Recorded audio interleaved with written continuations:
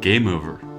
From Tetris to Halo and everything in between, video games and death just seem to go together. You only die once in real life, and it's permanent too. But video games allow you to experience death many times in many different ways. Many unexpected factors contribute to these deaths, and death in games is often just seen as a learning opportunity. If a level is too tough, you're not experienced enough, or you just had a streak of bad luck, well, death often awaits you. In fact, just for fun, let's go through some examples showing the many ways you can die in various games. Did a random creeper ever spawn next to your house in Minecraft? Not a whole lot you can do about that. Or maybe you got killed by a pesky trap in Terraria. In War Thunder, did you meet your match against a more skilled player? Or maybe even face a difficult challenge in Hollow Knight that you just weren't prepared for? Did you set your mission to Hazard Level 5 in Deep Rock Galactic? Or make it to Ante 13 in Balatro? Did you venture into the depths of Stardew Valley's Skull Cavern?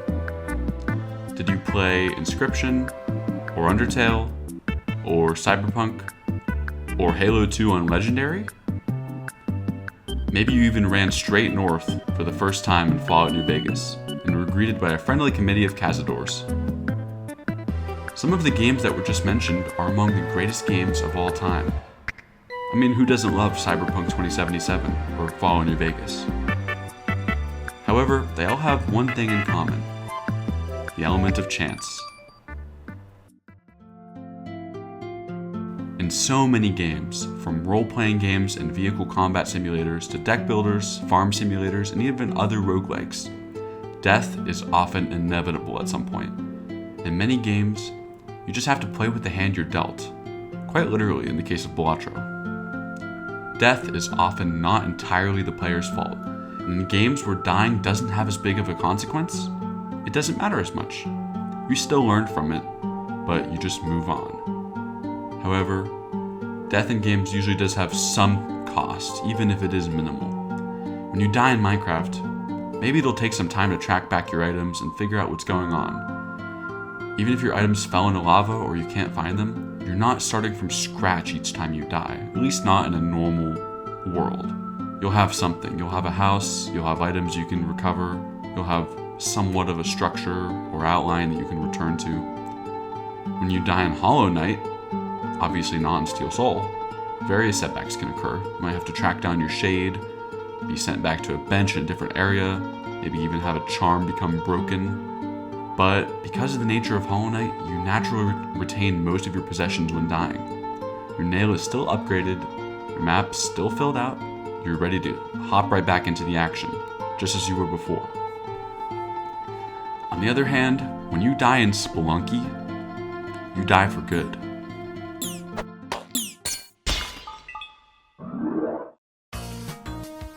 In Spelunky, you don't even have a choice. Because every run is hardcore difficulty, you're faced with hundreds, if not thousands, of different opportunities for death every single time you load the game up. In Spelunky, death almost always feels like the player's fault instead of the world. Every run is a fresh start, and every mistake is a lesson learned. When randomized events make the game exceedingly difficult, the player will still be the one to make the final call on whether to die or not. Lava might be blocking the path, but you jumped into it when you failed to grab on that rope. Enemies might be blocking the exit, with the level appearing borderline impossible, but you chose to not use your resources, like all those bombs in your inventory, to your advantage. The only way that death in Spelunky can truly always be the player's fault is if the controls are as absolutely sharp as possible. Luckily, Spelunky has some of the tightest, quickest controls for the character out of any video game I've ever played. The world around you changes, but the way your character moves, interacts with items, throws, whips, and navigates the caves remains steadfast over time. The game's tutorial does a great job at running the player through the basics of how to control your character. However, there's a difference between learning platforming controls and learning Spelunky. But there's another distinct difference that makes Death in Spelunky so much more meaningful than in other games. Even in a vacuum, most enemies in Spelunky are a challenge to beat. From a basic bat or spider in the mines to strange enemies in the jungle and ice caves, the enemies of Spelunky give it character, but also increase the difficulty fivefold. Traps are another concern, having a significant presence in almost every single level. From spikes and arrows to lava and even sentient crush blocks, the traps in Spelunky can sometimes be even more dangerous than the enemies.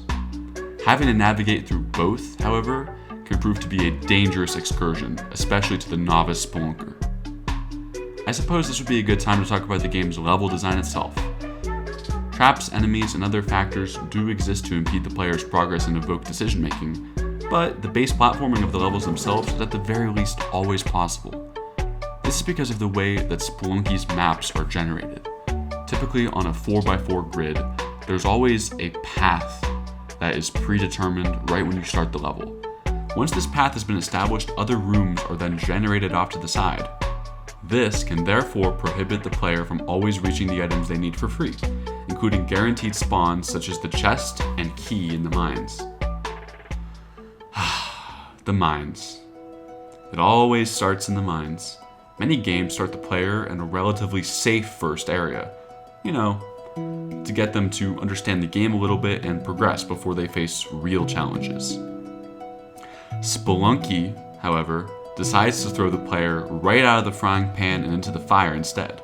For Spelunky standards, the mines are nothing special, but compared to most other games, it will be an experience to try getting past them for the first time. This initial area will already introduce the player to a myriad of the game's enemies, mechanics, and interactive elements within the world. There are the obvious ones that are covered in the tutorial.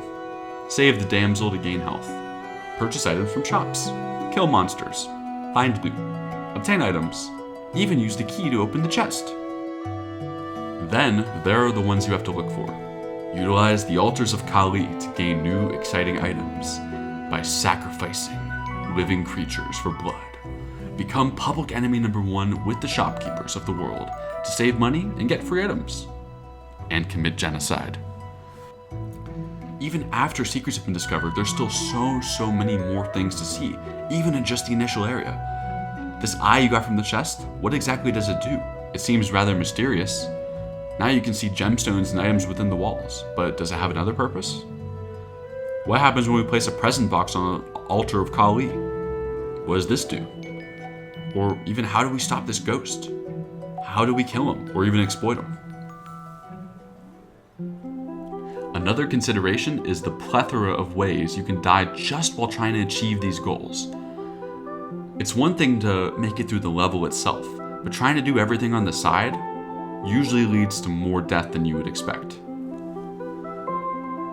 The ghost is yet another element that makes Spelunky unique, and simultaneously rewards player speed and reaction time. Getting through each level full of loot, hazards, and other factors in less than 2.5 minutes is quite the feat, as there will be often many things in each level that you must skip due to time alone.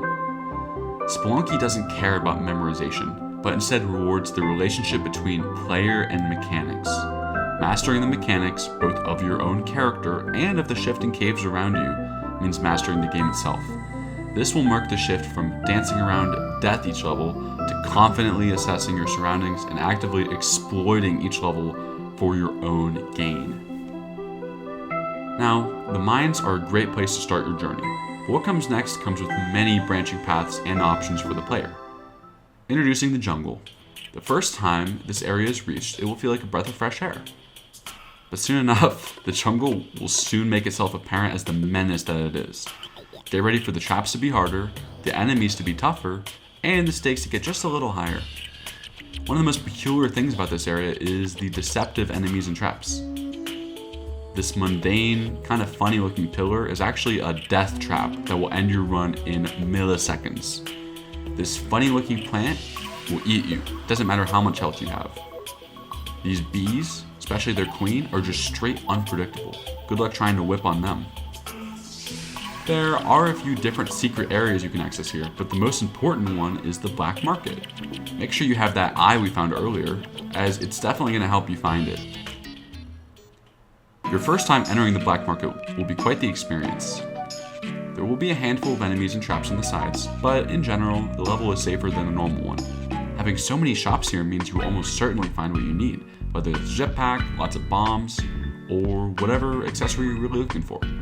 With so many awesome items for sale, including the legendary Ankh, which literally revives you, it seems like the perfect place to come and stock up, right?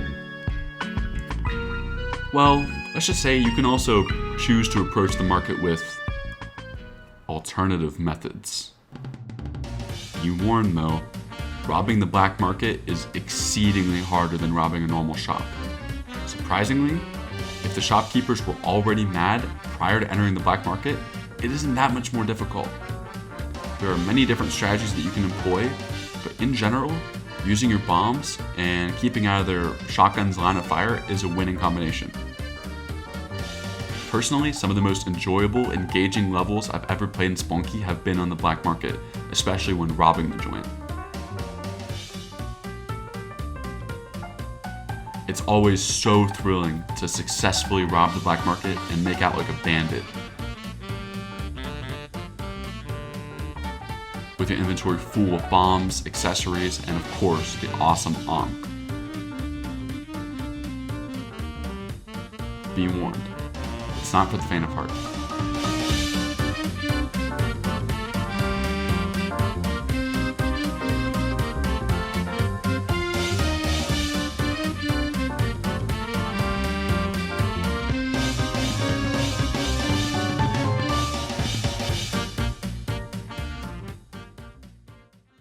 Let's move on to the next area, the ice caves. While there are certainly some very dangerous areas here, the ice caves are quite safer than the jungle in many ways.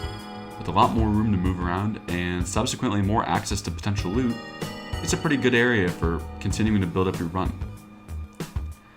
Of course, you'll still die here just like any other area, but you might end up dying less than usual. If you have a jetpack or cape, the relatively open structure of the ice caves will work in your favor. On the other hand, if you don't have much of anything in terms of accessories, then you'll love the giant gaping abyss at the bottom of every level. The enemies in the ice caves look scary at first, but most of them have relatively easy gimmicks that you can exploit. For example, the Yeti enemies are not able to be whipped, unlike nearly everything else in the game. However, they still have a perfectly stompable head. The aliens found within the ice caves are also quite interesting, yet predictable as well. Watch out for the explosions though. And if a Yeti does happen to grab you, good luck. The Temple, the final area of a normal Spelunky run, and also undeniably the most difficult. Here, survival is key. You might be able to take in all the other areas, stop and smell the flowers a little bit, but in the Temple, you don't want to stop for very long. You're probably going to die. You might spot interesting things like Anubis or a mysterious golden door, or even some other tantalizing ideas, such as obtaining the golden idol. Just remember that here, everything wants you dead, and at this point, you're a long way from the start. Luckily, there are only 3 levels of the temple instead of 4, because eventually you'll reach Olmec. He may look scary at first, but his attack pattern is quite predictable.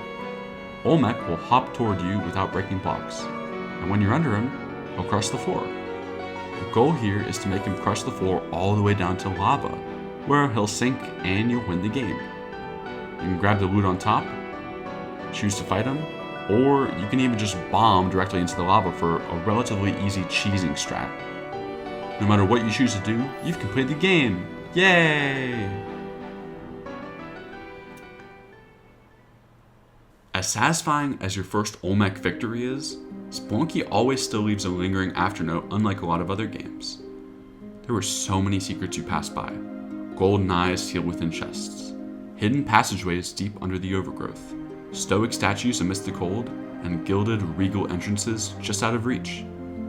Defeating Olmec was possible, but what do all these things mean? It seems like some of the game's biggest secrets were in plain sight. The mysteries and allure of the world call the player back down into the depths. By this point, you're already becoming a superstar with the controls. When you see a shop, or an enemy, or anything else blocking your path, your instincts just kick in and you know what to do. Now that you've built your foundation, it's time to connect the dots. While you won't discover many historical references playing through the game on a surface level, many things become rather evident the closer you look. And unsurprisingly, many of these references are related to death or the afterlife in some way. Latin America, ancient Egypt, and even Hindu cultures are all alluded to heavily within the game. The first of two major locations to discover in the secret route is the City of Gold.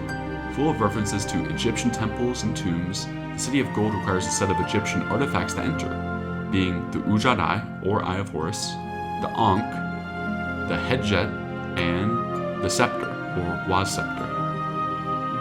The Ujad Eye and Ankh have already been mentioned, but just so you know, the Ujad Eye symbolizes protection and the Ankh symbolizes life, as it literally revives you. The ability to revive the player, the Ankh is intended to be used on the level with the Moai statue, which was previously mentioned. It actually has a hidden purpose, reviving the fallen player inside alongside the Hedjet, which is the third Egyptian artifact. At last, you're ready to enter the temple again, but with a much different plan. Anubis still stands guard within the first level, but obtaining his scepter is quite easy if you have bombs and paste. The scepter, a symbol of power and dominance for a pharaoh, is your final item toward the City of Gold. With the scepter in hand and the crown on your head, the door unlocks. Keep in mind that reaching this point in the game will likely take you dozens and dozens of hours, and you will die many times.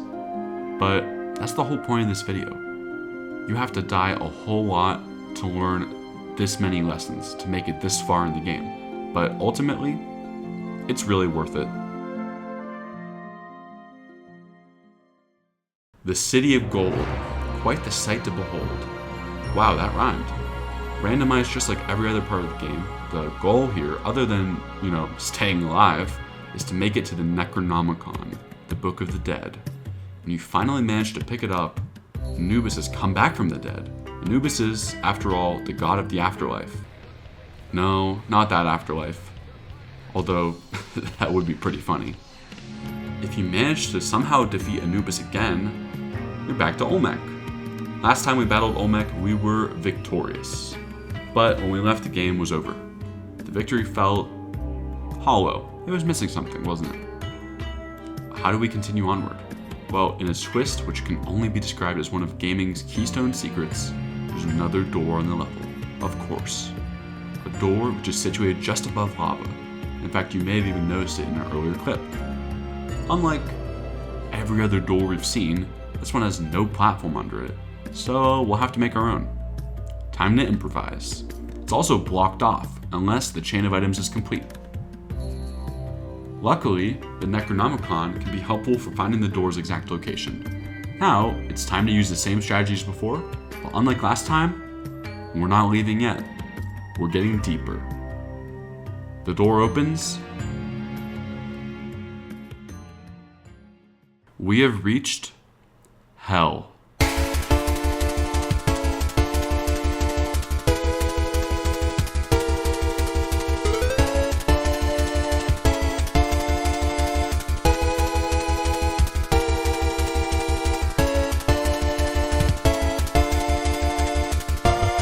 In a game where dying gives life, then living long enough eventually brings you to hell anyways.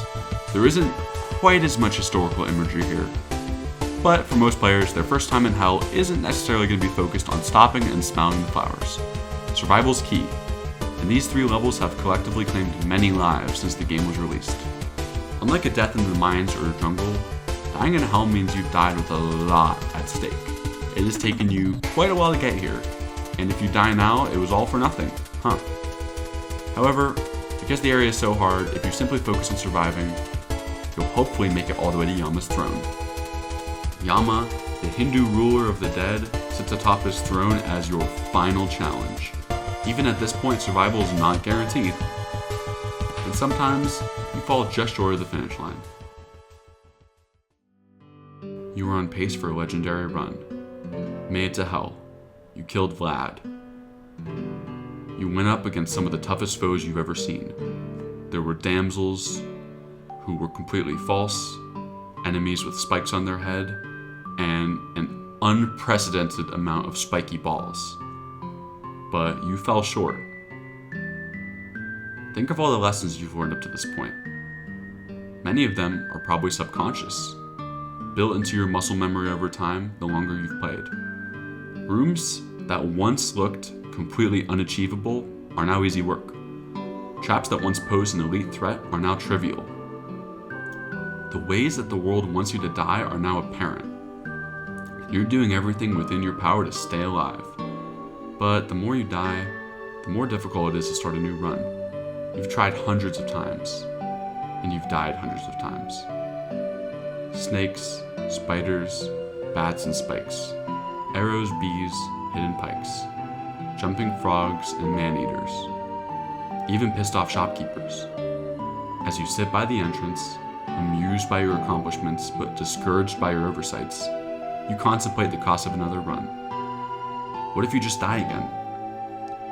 Giving up now seems like the best option. But sometimes the will to continue is just a little too overwhelming to ignore. Let's go finish what we started.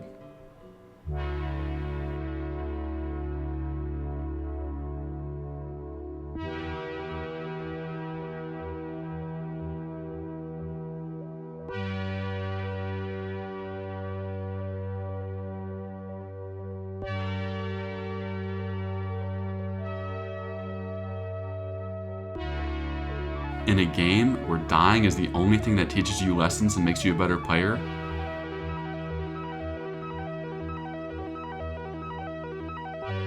you have to put all those skills to the test eventually.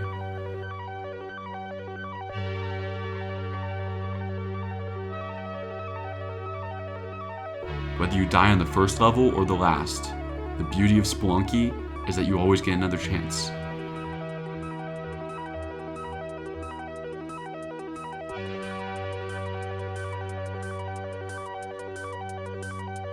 And hey, sometimes that chance can take you pretty damn far.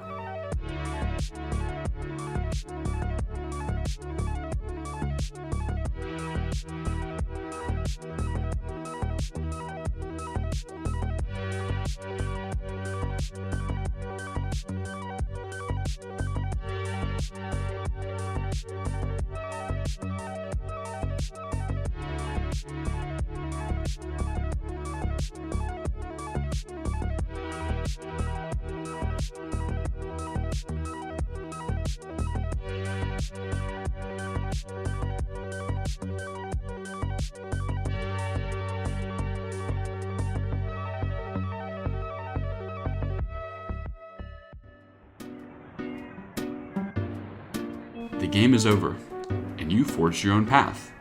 Every run you've ever been on, that door to hell has existed, right underneath Olmec's arena. Yama's been sitting on his throne, Vlad in his castle, but guess what? You usually died well before making it there. Even back when Olmec was vanquished, the true foe still sat on his throne far below, out of sight and out of mind. But this time, your persistence has paid off. You're not going to win every run of Spelunky, but when you do win, it's going to feel really good.